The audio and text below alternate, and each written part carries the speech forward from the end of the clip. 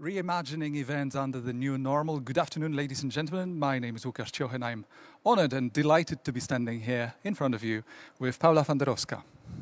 Hello Łukasz, hello everyone. We're in the capital of Małopolska region, the city of Kraków, and specifically in the heart of the city, Kraków Congress Center. Today is an exceptionally beautiful day and I hope that this event will be an exceptional event as well. Today we are going to focus on the impossible for the event industry, and that is the positive news, the good news, the positive aspects of a really difficult and trying situation after months and months of negative news, cancellations, resignations, hibernations, postponements, which continue to dominate the global event landscape. Pandemic, coronavirus, COVID-19, three words repeated millions of times, an invisible enemy that has changed the world around us as we know it, maybe even more than all of the other challenges of the 21st century combined. The event industry worldwide was one of the first to be hit. In early March 2020, you certainly remember, Paula, in early March 2020, 11th of March to be exact, we were standing in the same venue at a two-day conference, Historical Cities 3.0. Just stopped. Which turned out to be a one-day conference. We had to squeeze it because of the restrictions and legal regulations that prevented us from continuing.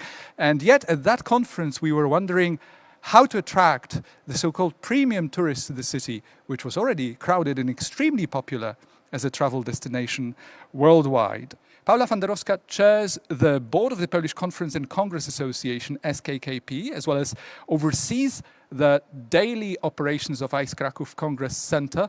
We have been able to create a strong group, a business group on the Kraków Meetings market around the venue, which is called just simply Kraków Network. Top of MICE industry representatives in the city, and Kraków Convention Bureau, which is our main partner and today's event organizer. Today, all of these procedures are in place and we couldn't be more ready to come back to organizing some truly unforgettable events. And we all look forward to that. Thank you very much, Paula. Thank you. Thank you once more. Ladies and gentlemen, today we'll focus on three things and three things only, and we'll try to squeeze them in 1 hour or maybe even less. First, we'll go through a presentation that will set the tone for the discussion that follows. We have a group of experts joining us today. The people who have been hit hardest, to be frank with you, by the coronavirus pandemic in the event world, and they have extensive experience in managing all the wide spectrum of events. And last but not least, we have planned a very short 10-minute Q&A session with an outside voice, so to say. We thought we want to have a foreigner's perspective. We want to have a perspective of someone who doesn't live and work in Kraków as much, but has been to many Kraków events, and a person who himself knows a lot about events because he has directly overseen, organized, supervised many events and conferences, mostly in Warsaw, over the last few years. So let's see if we can squeeze that into 1 hour, and then let's jump right into the presentation. Thinking about what Paula said, ladies and gentlemen, just imagine that you're operating very successfully for the period of 5 years. 250,000 people visit your center over that period. 200 events, which makes it every second day there is a major event. Imagine what kind of potential logistics and organizational requirements stand behind delivering excellent products in a top-class conference center.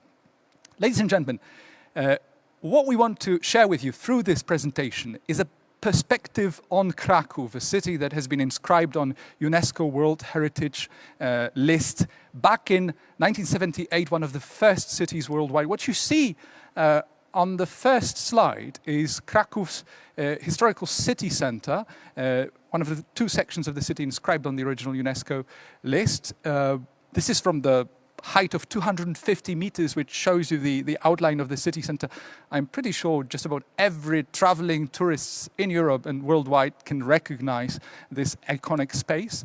Now, we're not going to be too sentimental going back to events of the past, but just to give you an idea, at the same part of the year, June 2019, the city was in the middle of organizing one of the most ambitious conferences, in fact, ever organized in the city, the 15th World Congress of the UNESCO World Heritage Cities, which was a huge success. OWHC is an organization spanning 300 World Heritage cities worldwide. Just to give you an idea and put things in perspective, for those of you who haven't seen Kraków as a whole, before I talk about specific advantages, right there in the top left corner you can see the Royal Wawel Castle. The city center is right behind it with the Sukienice Cloth Hall. And then you can see the two main sections. The first two were inscribed on the UNESCO World Heritage List in '78, as I said, and that is the Old Town area and the former Jewish quarters, which many of you have also visited. On the right side, southern part of the river, you can see Podgórze, which used to be a different city before 1915. So that's the bigger picture perspective, and that's what things look like during daylight, just to give you an idea. This is practically the same space. We're not in the biggest room of ICE Kraków Congress Center, but the second biggest. This is the biggest room during the UNESCO committee session, 41st committee session back in 2017. And events. Ladies and gentlemen, I'm an independent consultant. I've watched those events from outside. I work with event organizers for at least 15 years. And I can tell you, this place has been incredibly diverse and incredibly busy over those 5 years. In fact, it was really difficult to imagine that you can squeeze so much diversity into a single space like that. Just look at the sheer diversity of disciplines and types of conferences and events. It wouldn't be an exaggeration to say that if you take a cultural event like one of the most popular festivals in the city, which I will talk about later, Film Music Festival, just about every major film music Oscar-winning composer has been in this space over the last few years. So these are just some examples of, well, you don't see the full list of events in the previous slide, but these are just some examples of events taking place. Film Music Festival is essentially about experiencing films to live music performed by choirs and orchestras, a very unique experience. In its, ironically, 13th edition in 2020, which had to be moved online, lots and lots of iconic venues all around Kraków, New Year's events in the city center. And then, we all know what happened. This is what it looked like. And believe me, ladies and gentlemen, it's, for someone who has lived in Kraków for 25 years, it's kind of difficult to make you speechless just by looking at the city center. March, second half of March and April, every day as I was documenting city life, taking pictures, making films, I just couldn't believe it. It was a profoundly overwhelming experience to see the city that is so incredibly buzzing with life and vibrant and positive. Everywhere around you see people chatting, talking, very conversational atmosphere all around the city center, everything within walking distance. To see the Sukienice Cloth Hall like this was almost unimaginable. Now, there are a lot of people who may be missing empty architectural beauty, devoid of human activity because they think it's really beautiful out there, but trust me, this type of architecture is there to be experienced by people, for the people. Now, this is the Wawel Hill, and this is at the time when restrictions started to be lifted by the government. That's May and early June, and this is what the city looked like. Finally, you could see some people along the riverbanks just enjoying themselves, having fun. And now you would think that's a normal day, but in fact, that was still during the pandemic restrictions, most of them. You can see people are wearing masks, but at least they are back to sports and generally to outdoor activity. Now, exploring new opportunities and reimagining reimagining events under the new normal. I will talk about what it specifically means in the context of event organizations in a moment, but this is just to give you a perspective. Now, we all certainly agree that words like unique, flexible, resilient have been buzzwords in marketing brochures, promotional brochures of different companies and institutions, but few people really paid enough attention to what it means to have a unique offer, a unique value proposition, and what it really means in practical terms to be resilient as a host city for events. So, do you really understand the differences? That's one of the key questions that we'll keep asking in the next few months, and the industry has been asking itself for a long time now. Do you really understand the difference between virtual events and real-life events? We have all experienced, those of you who go to conferences, industry conferences, we have all experienced boredom. Let's be frank. You go to a conference center auditorium, you listen to a presentation which is more or less devoid of the kind of content that you would wish to experience. A certain percentage of just about every event suffers from this problem. So what do? You just go out, you talk to people, you network, you have coffee, you have lunch, you feel free to catch up on work, you take out your laptop, you talk to someone, and your general impression at the end of the day is that because of the chemistry of meeting other people, talking to other people, you think that overall this has been a very successful event. But the content wasn't there as much as you were hoping to find it. So if you imagine a person watching a similar event migrated completely online, it will not be the same person.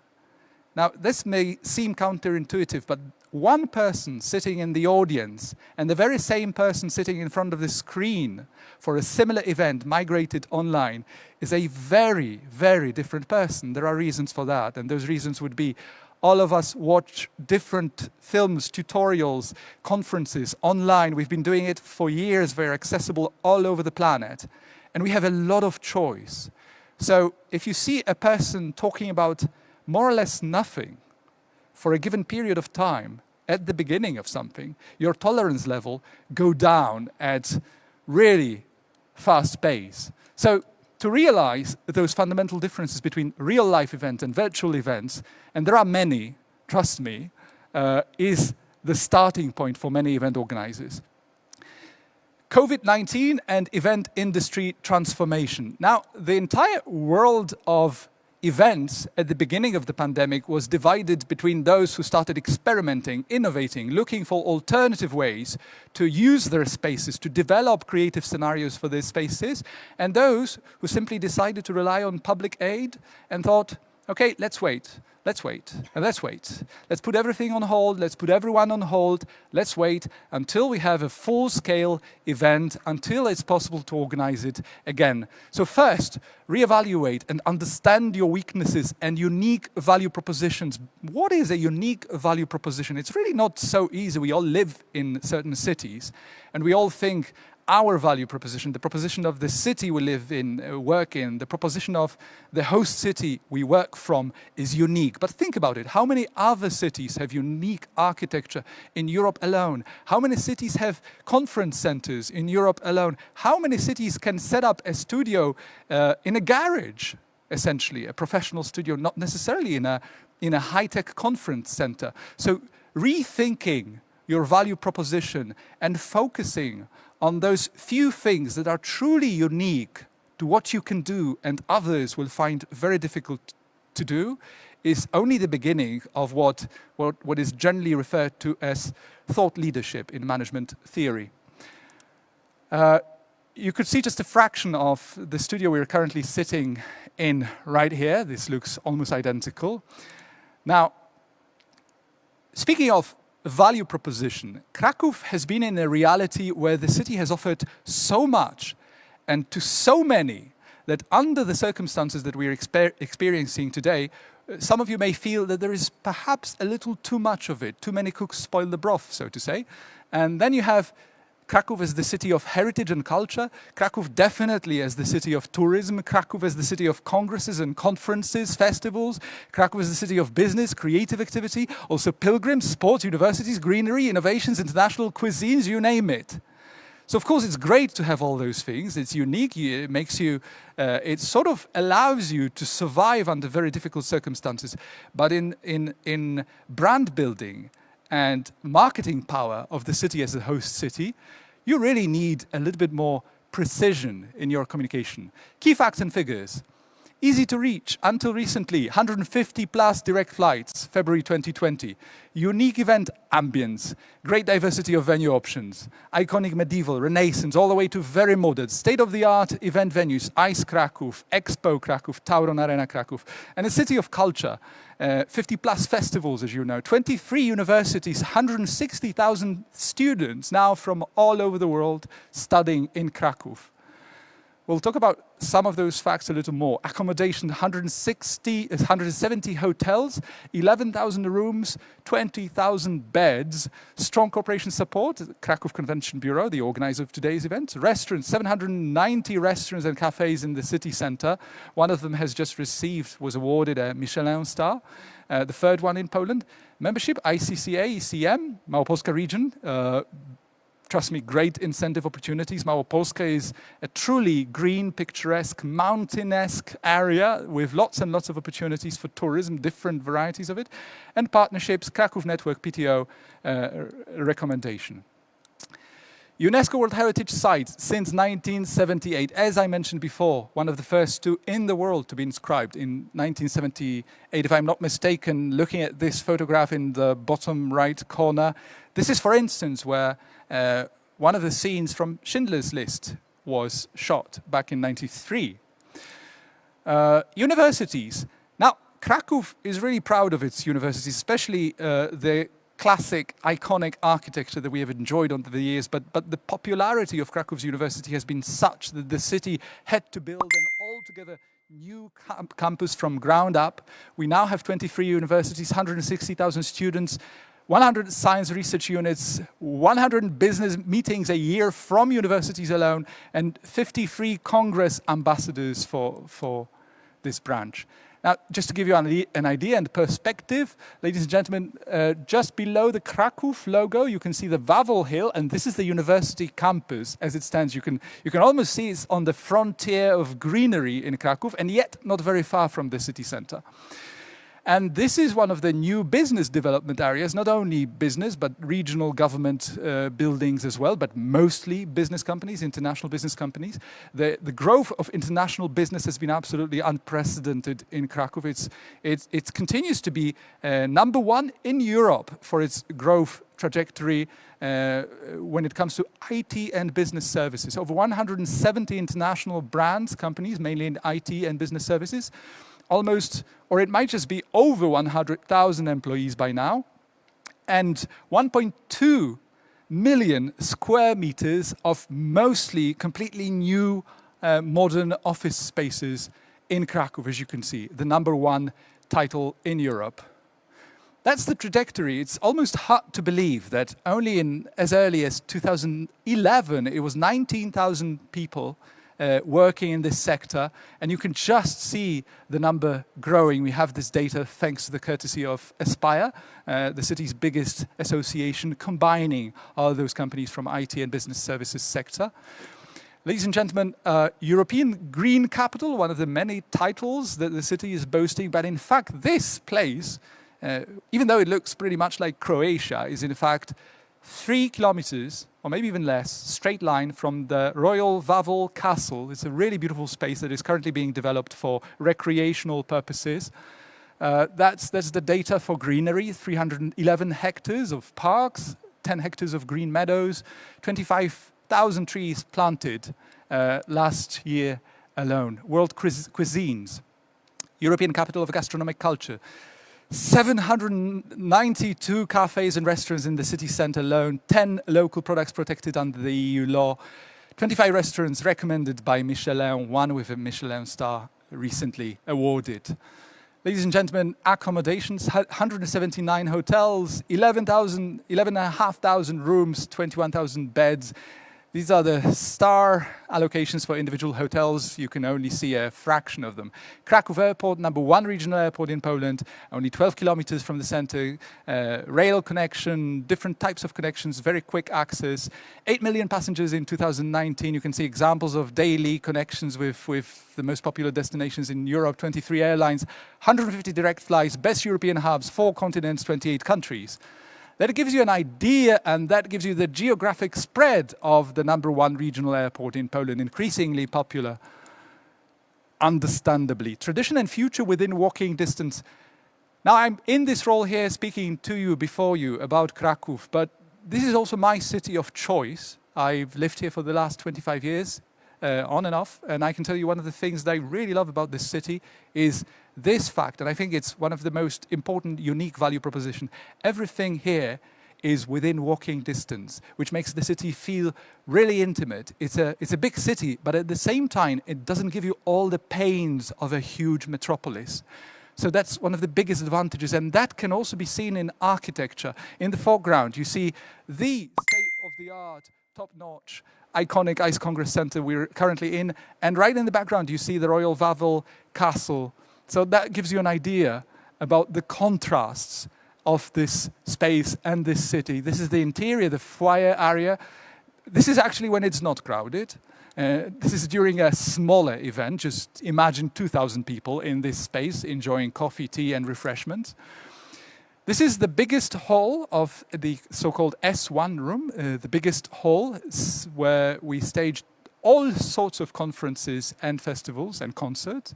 Now, what looks like a UFO is in fact Tauron Arena Kraków, 20,400 participants, 61,000 square meters and 15,000 seats. And believe me again, it's not difficult to fill in for an event like, for example, Film Music Festival or a big international music star concert or trade fairs or big running events, even marathons, etc., which really enjoy to start and end here. This is what it looks like on the inside. A really impressive, very useful space. So Kraków has the right balance between a proper big auditorium and Ice Congress Center for more, not necessarily prestigious, but more intimate experience of an event. Now, this is again Tauron Arena Kraków in a cocktail-style event. We go to Expo Kraków, 13,000 square meters of usable area, 2 halls with a total area of 9,000 square meters, 8 meters high, air-conditioned modular meeting rooms. Again, a very popular site for organizing, especially exhibitions and fairs. International Book Fair is one of the most popular events taking place at this venue. Just to give you an idea of what kind of space we are talking. Modular is a very important word here because indeed this is one of the most flexible spaces in Kraków where you can adjust and adapt to just about any requirement. This is what it looks like in top season. Now to give you a quick roundup of Krakow's unique venues, an old/ancient city like Kraków, you would expect it to have a great diversity of venues depending on your requirements. To go back, 19th century art gallery is the Cloth Hall. The top floor of the Cloth Hall you could see in the middle of the market square. The funny thing is, because right through the middle of the Cloth Hall, you can see people selling traditional goods and craftsmanship products. So many people think there is nothing else there, but there is a brilliant, extremely beautiful gallery right on the first floor of this building. Much recommended. Another unique venue, Museum of Polish Aviation. Another one, Museum of Japanese Art, right in front of the Wawel Hill. Tyniec Abbey Guest House, 12 kilometers, a fantastic bicycle ride from the city center to the Tyniec Abbey, situated on a cliff.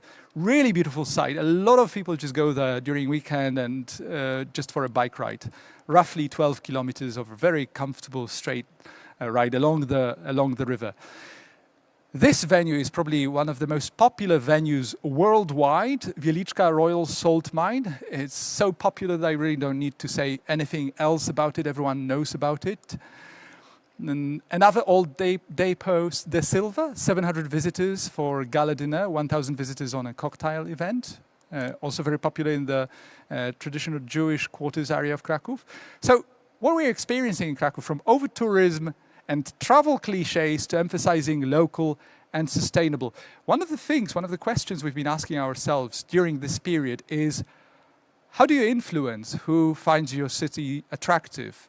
How do you contribute to things happening in the kind of direction you would be hoping they would be happening? So the city has come back to the stage where it's re-emphasizing the fundamental concepts of the relationship between residents and city authorities, how much the city cares for its residents, how much it cares for a sense of authenticity as opposed to just delivering entertainment and fun for tourists coming to the city. So I think one of the greatest positive outcomes of the pandemic has been really going back to the roots, to the fundamental realization that the city can only be great as long as its residents see it as great. Nothing less does the job. Crafts. Kraków has been known for craftsmanship. Tiny little shops hidden in corners and places all around the old town and Jewish quarters area that continue to produce and manufacture and provide services they've been offering ever since before the Second World War in some cases. Very, very old tradition. Now, Małopolska, not all of you would probably recognize this name, but this is the name of the region as such, the center of which, the capital of which is, of course, Kraków, a truly mesmerizing region. You can just see the view of the mountains. If you're lucky and there is not much traffic, you can reach Zakopane and the vicinity, the mountainside, the mountains in general, in just about an hour. Again, if you're lucky, normally it takes like 90 minutes to reach. 6,500 hiking routes, 3,360 mountain trails, 60 skiing facilities, 2,600 kilometers of cycling routes. That's quite a lot of space to enjoy. And, well, what you can see here is one of the favorite pastime activity of Highlanders. You need to do something in winter, and that's another very popular destination also for companies to organize networking activities. Biking routes, that's just an example.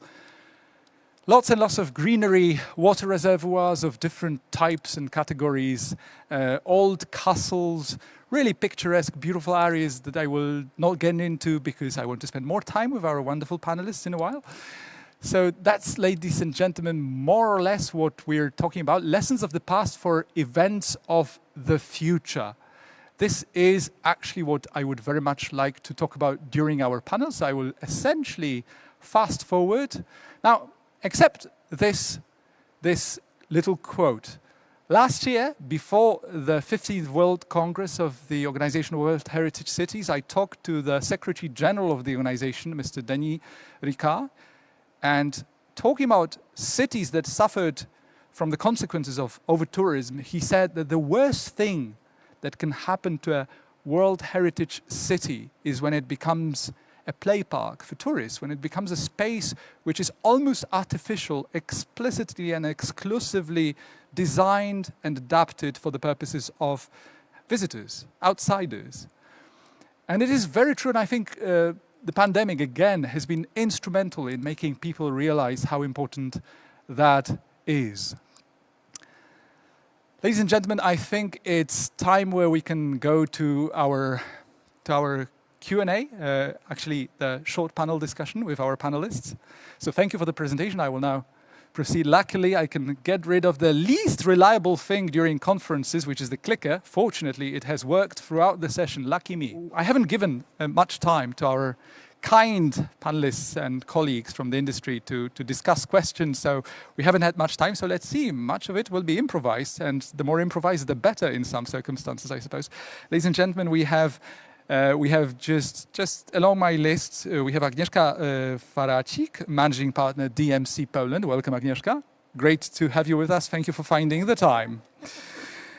We have Ewa Woch, Vice President and owner at Targi w Krakowie, representing both the Expo Kraków facilities as well as the event company of the same name. Welcome, Ewa. Thank you for finding the time. We have Karolina Korusiewicz, Sales and Marketing Deputy Director, Tauron Arena Kraków. Welcome, Karolina. Last but not least, Małgorzata Przygórska-Skowron, Head of Kraków Convention Bureau. Małgorzata, hello. Now, is there anyone who would like to hear the question first, or should I just go along my list? Małgorzata, I would say what you deal with almost every day is Krakow's business tourism. Would you say that over the last few months your priorities have really changed significantly? And if yes, how? Thank you, Łukasz, for the beautiful presentation, first of all. The priorities in the new normal reality, we had to reimagine, actually. Our activities are mainly the same, but you know, the order, the energy which I should spend on them is much more different. And I choose 3 of them, as you asked me.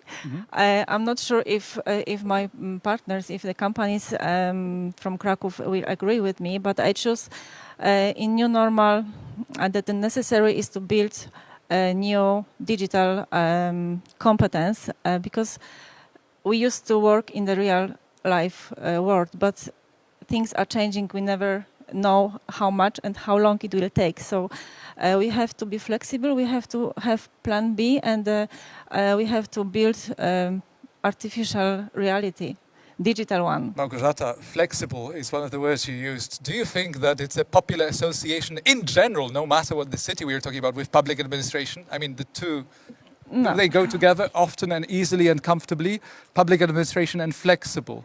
Yeah, you are right. That's a point for you because public administration, which we are working inside as a convention bureau, is far from flexibility. But I work very hard to do as much as possible to be for the organizers, to know their needs, to know their requests, and to fulfill them as much as I can. It was my practice before the pandemic, and I would try strongly to continue and to do it even better. Because now I recognize the situation that every city would like to win the event for themselves. So we have to build our competitive advantage to be stronger, to be better than others. And flexibility is necessary. Now, let me ask you a question which would be unscripted. You haven't seen this question. Małgorzata,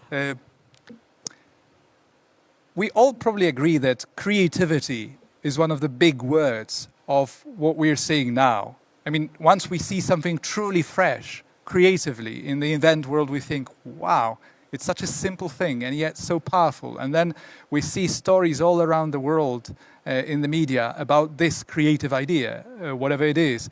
So my question is, looking back at those 4 months, the past 4 months, how would you rate, well, based on the example of Kraków, our creativity level so far? Would you say we are already at, out of 10, are we at 2, are we at 6, are we at 9, are we at 10? Where are we? In terms of creativity opportunities used, where are we? My situation is better because, you know, as you That's a diplomatic answer. Yeah, no, because, you know, as a public administration, my flexibility is limited. So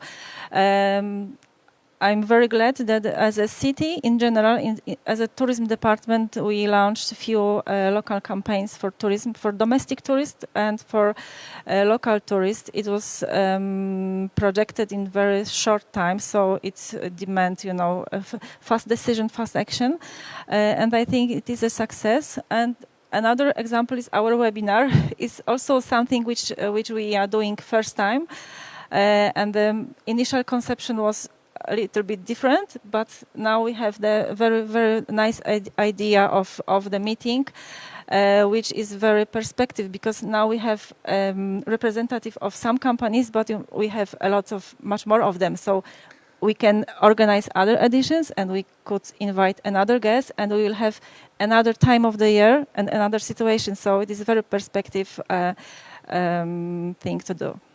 Thank you very much, Małgorzata. Eva, can I ask you, because you actually have so much experience in organizing fairs that if I were to list just the organizations you belong to and are a member of, I would need all the time of this panel to list them all, I suppose. How do you find time to reconcile all these activities? It's difficult and puzzling. But the big question is, of all types of events, you would probably say that fairs might be your favorite expert activity area. You have become a true expert in organizing fairs. And it's not just, you know, books and culture events. It's mostly expert industry fairs for different disciplines and industries. Now, is it even possible, theoretically, at a time when you are more or less under shutdown and the maximum would be 150 people allowed or per square meters, etc., etc.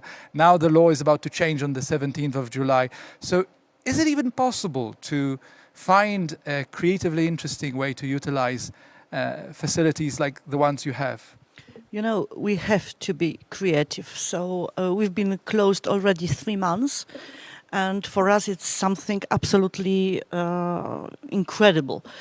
I'm working in this business from 25 years. So we created this business right in after Poland. Kindergarten, right? Yeah, well, thank you. But so I was on the birth of this business in Poland. And I observe, I see how much this business is developed right now in Poland. Which is a gentle way of calling yourself a market monopolist, isn't it? No, we are not monopolist, but we as a company, we are right now the biggest trade fair organizer in Poland. We are dealing also with congresses, with different meetings. And we are owner of Expo Kraków. And believe me, for me, it's really tough to see this in this season, in this part of the year, our venue. It used to be the highest season of our activity.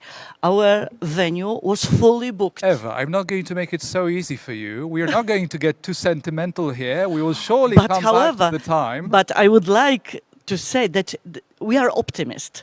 What we've done during this few months of lockdown, so we had time to rethink everything. Yeah, you said you were creative, you rethought everything. Give us examples. So now we are trying, because officially we are unlocked, we are not frozen anymore since the 6th of June. Mm-hmm. So since 6th of June, we start to do something. And believe me, and imagine that last weekend, we had the first trade show in Poland. Last weekend. 3 days. Of course, it was smaller than usually, of course. But it happened. Wait a minute, Eva, does it mean that you found out on the 6th of June that you can start organizing and you delivered a trade before end of June? No, of course it is. That's a fast-paced organization, isn't it? But however, we must hurry because remember that we plan the whole sector, industries, our trade fair industry, plan to start the real trade shows meetings on September. It is not only in Poland, but as far as I know, as far as I talk to our partners abroad, we have a very close relation with different organizers in Europe, and not only in Europe. Everybody planned to start September. Of course, we know that those shows will be smaller. The first topic, the first issue we must fight with is security.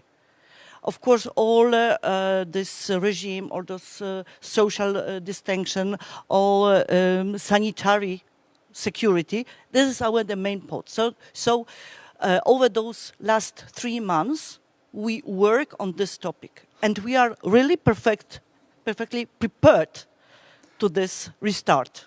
I think it was 1 day before the conference I mentioned, Historical Cities, and 2 days before the restrictions were introduced, when we talked at Kraków Network, when we talked about different solutions against risks such as COVID-19.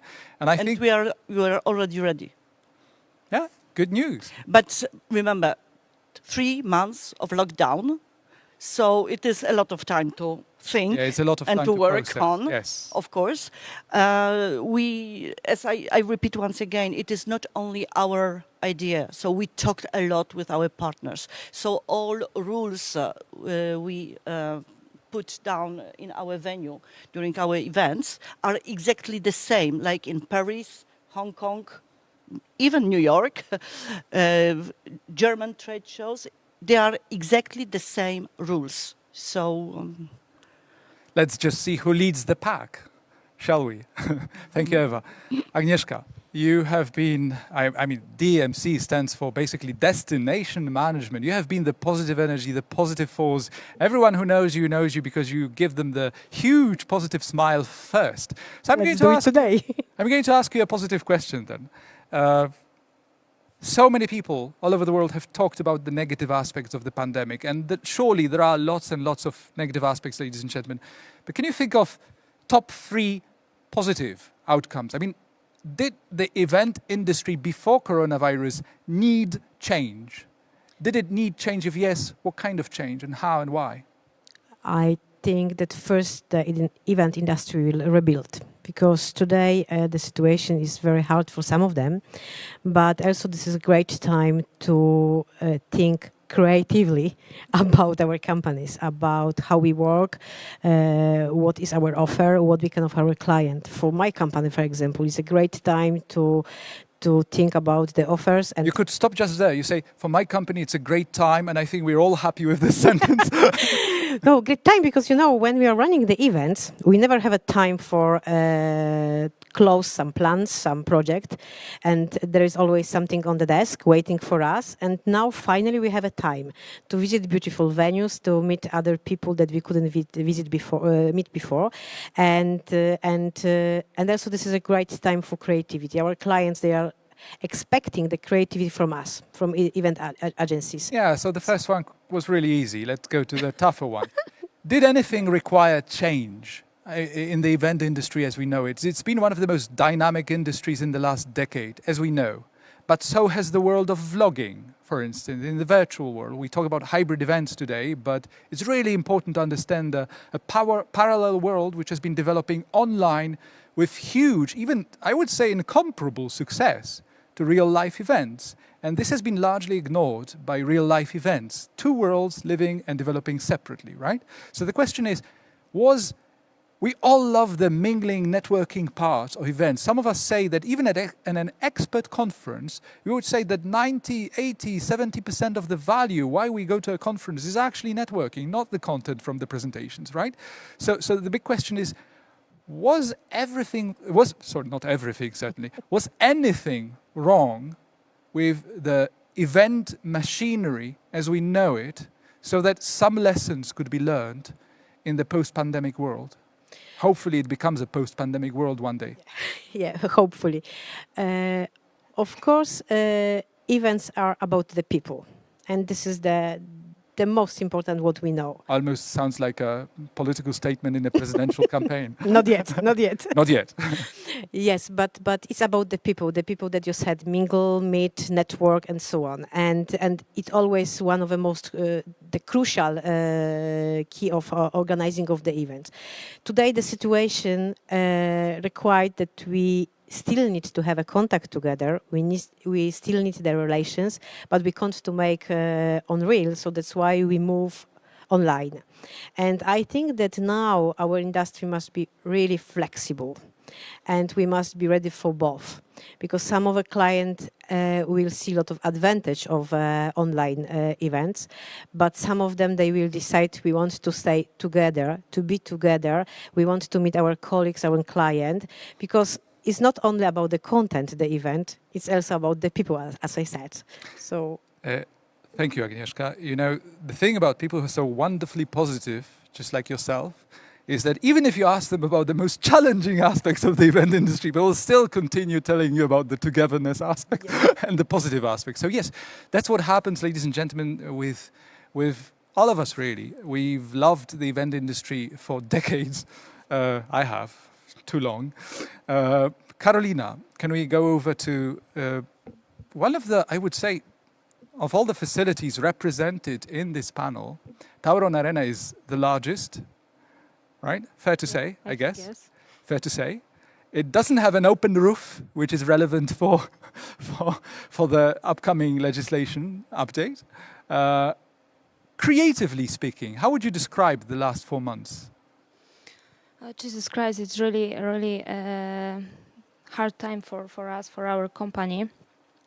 Because, you know, we are the most modern and multifunctional venue, and we are created for a big very great big gigs, big events, yeah, and events, sports, etc.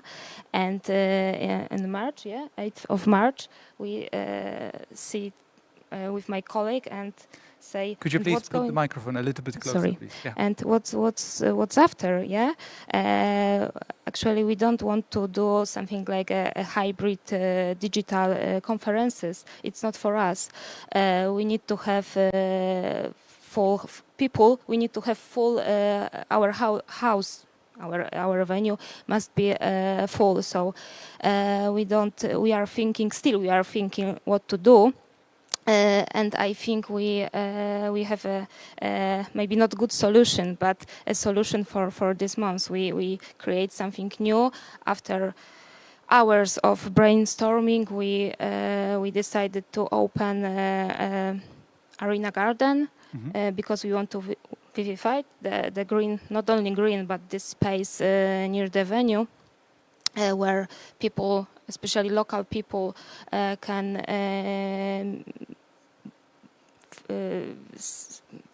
essentially have a rest, exactly, have a rest with friends. There is a space for food trucks. You can stay there with your friends, family. There is a lot of activities. For example, we have something like a small schedule on Thursdays. You can come and see some concerts, live music, etc. So what you're trying to do is essentially to build a new level of identity for the place, not just the place that people go in and out for different types of events, but accept it as part of the local environment. Because I believe what you're offering to the locals, essentially, it's not an offer for tourists, it's not an offer for outsiders, it's mostly for locals to develop a new sense of identity along this place, not just big dynamic events, but make it part of their everyday life, right? Yeah, exactly. One more, Karolina. Yeah. You're a Sales and Marketing Deputy Director at Tauron, correct? Yeah. That was not the question. That's just a prelude. That's just a prelude to my question. The interesting parts to hear would be, even though you haven't had exactly too many events over the last 4 months, which might be frustrating, it would be for everyone. It's horrible. But the question is, within your capacity, you're talking to clients, customers, partners daily, practically. And you must have had a hell of a difficult time talking to many of them, trying to figure out when could we make the next step, right? So what are the common themes coming out of those conversations with clients? It's a really good question. During this crisis, what do they tell you? We has completely need to stay in a new reality. And when I speak with promoters, organizers, they said, Jesus Christ, it's really horrible, and we need to come back, but in a 100%, yeah? Not only for our capacity right now is 20,000 people for a standing concert, and after, okay, thanks God, we have some so you want to have it all back, don't you? Yeah. So does everyone, but I'm afraid we're talking about the new normal here. And would 50% capacity use be a good first step for you? So imagine every second seat is occupied within Tauron It's Arena. better than nothing, it clearly of course, but still we are not there yet. Well, to have 0 customers visiting your place and 7,500. One is better than 0, of course, but still. Yeah. Thank you very much. Ladies and gentlemen, I'm sure I'd love to continue this conversation, but I'm afraid we have only 10 minutes left for the conversation with Richard. Would you perhaps, let's have a quick round. Would you like to say like one sentence before we schedule the next event of this type and have a chance to talk to our experts and maybe share some written text or other presentations on the webpage of Kraków Convention Bureau in the future before we have a similar event like that? Is there anything you would like to comment on based on the last 4 months? Just one short statement, please. Who would like to start? It must be a very good lesson for us, should be. It should be, definitely. For me, it would be among the discussion about the responsible tourism, which is very hot now in the city. I think that business tourism is kind of recipe, and is a direction in which the city should consequently go. Absolutely. Eva, do you think it's fair to say, how often do you go to the city centre these days? Have you seen it since March? No. No. Well, it's really, I am So who born in the city center, so for me it was really very tough to not So come you to the, escaped after you were born? almost, but it was tough. But you know, what is maybe good point of this pandemic, I believe, because I found who is my friend in business and who is not. Because during those tough time, we talked to our business partner. I'm talking about business, so I'm talking with business partner.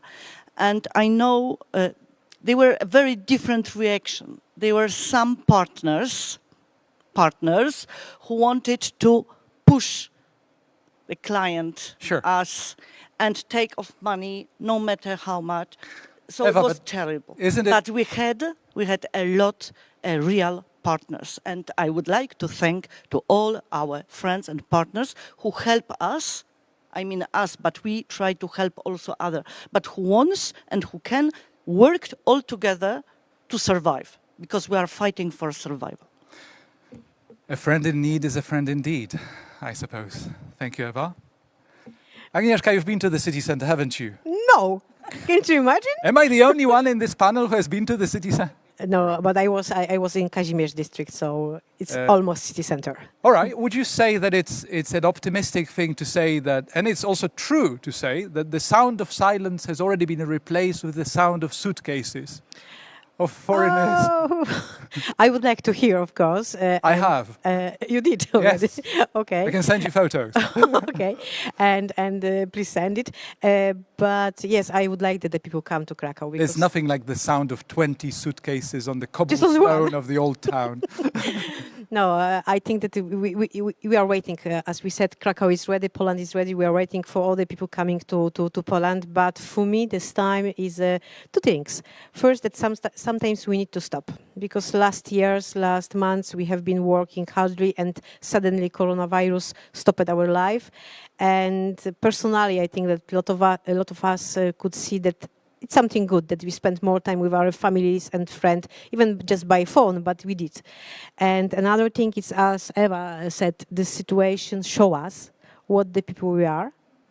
And I think it's really important in our job, because our job is about the relation with the people, our suppliers, partners, and this time show us who is interesting to be your partner and who is not, and who is caring about you and who is not.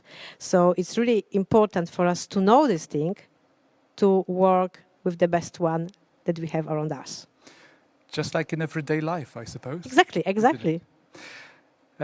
Ladies, I can't thank you enough for finding the time and joining us for this panel. And we definitely wanted to leave our audience hungry with ideas and questions. And please feel free to share your comments, observations, your experience of the event industry of the last 4 years. And maybe even if you have come across a truly innovative and interesting way of utilizing traditional event spaces in an extraordinary way, please share it with us, and we'll take it into account as we prepare for the, hopefully, next edition of this event.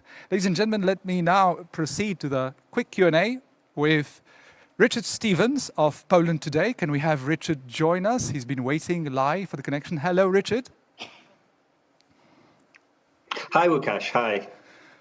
It's great to see you. Thank you for finding the time to join us for the quick Q&A. You're very welcome. It's nice to be here. Thank you for inviting me. Richard, there are specific reasons why, when I thought about all of my colleagues and people I know from the event industry, especially those who have a lot of exposure to international event industry, I immediately thought of you, because you combined the two worlds, the world of publishing and the world of event management. Can we start with last year and 2 years before? Can you just give us an idea of what the first half of 2018 and 19 were like for you? What were you doing? What were you busy doing at that time? Well, Poland Today, actually, we started about years ago, but the last years is up for us. We, 2018 was the last 3 years, we've our revenue more or less every year, and we were set to do this this year. So we're a media platform, but most of our revenue, in fact, almost all of our revenue comes from organizing events. Oh, I see. Can you give an example of your most successful and biggest event you organized during the period? Sure. I mean, the thing about our there's a bit of a time lag. So, listening to people, the competition in conferences is very strong, as you know. Mm-hmm. And this is a challenge for everyone. Unless you're a very big conference, you're fighting for people, fighting for attendees, etc.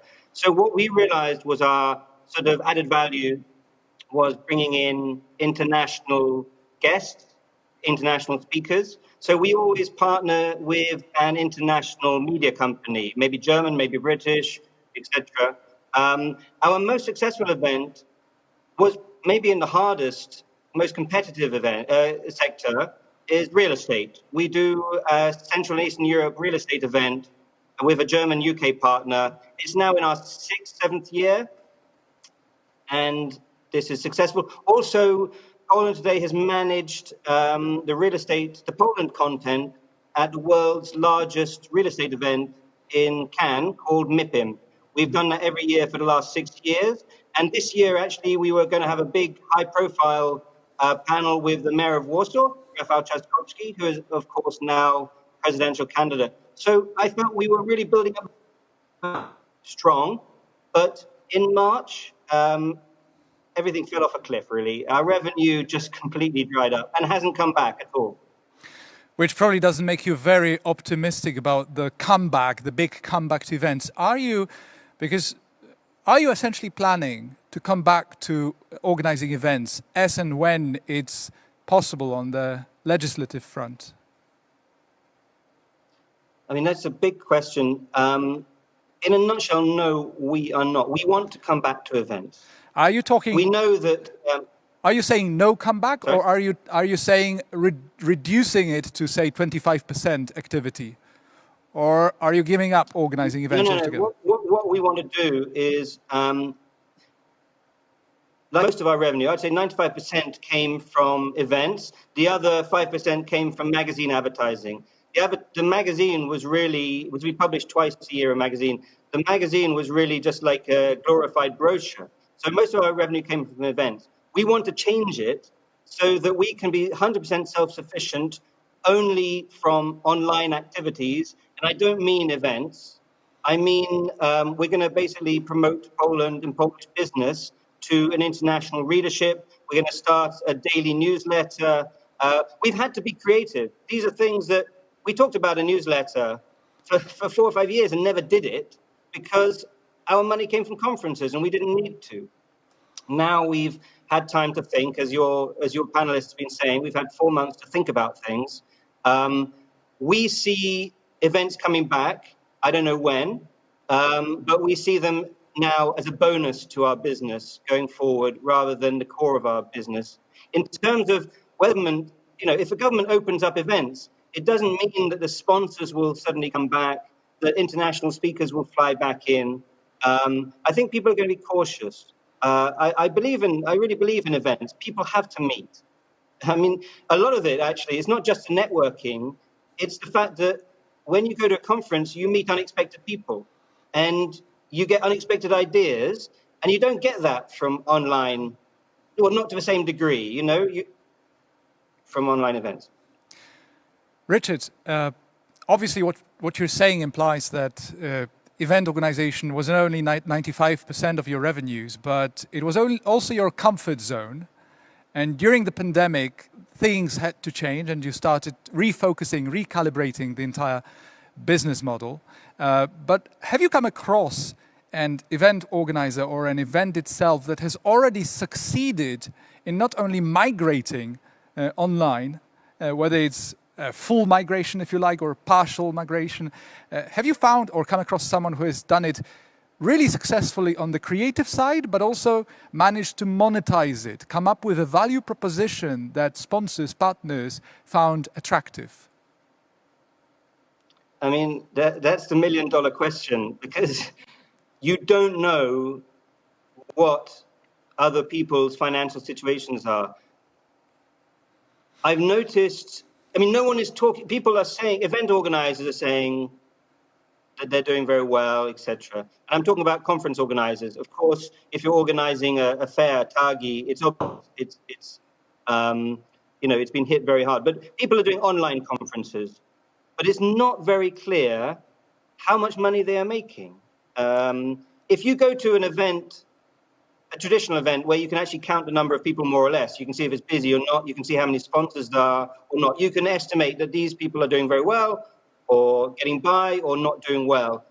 The online world is very hard to fathom. So I don't know really how people are doing. We'll probably see in 3 or 4 months if people start going out of business. I very much hope not. So what would be your forecast for a, say, 1,000 people conference? When is it likely to happen? How do you think? Prediction. Well, it depends. If the conference was last year 10,000 people, you might get the 1,000 conference. I don't know. It so much depends on September, October, November. We're all in the same boat over the whole world. You know, no one really knows. Richard, but I like your hybrid event. I think this is really good. Richard, I really would like to close this event with on a very positive note, and I could do this, but you might just as well help me do this. So looking back at the last 4 months and how things have changed on a even a conference speaker level, what would you say are, again, top 3 best aspects about how the coronavirus pandemic period has changed the way we think about the conferences? And in the future, are they going to be better also content-wise and more prestigious as real-life events? Because I suppose now that teachers, academic and elementary school teachers have been watching themselves giving online lessons, they are probably drawing a lot of conclusions and about just by watching themselves pre-recorded about what they could be doing differently. Likewise, has the event industry already changed for the better? And if yes, how?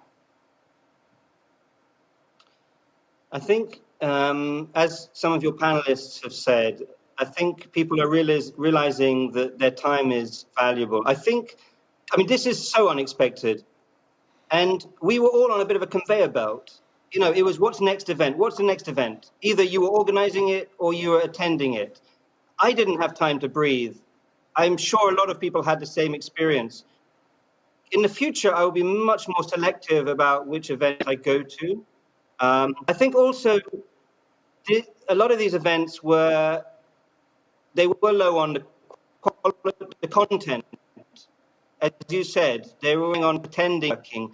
And sometimes, you know, event organizers, many of them have having, I don't know, 100 panels over 3 days. And some of the panels were attended by 4 or 5 people, so more panelists than people. And I think, I don't know, I just hope that gets reassessed so that it's not just about luring people. And I think that the events which don't have good quality content will suffer, as they should, because people are going to be so much more selective about time.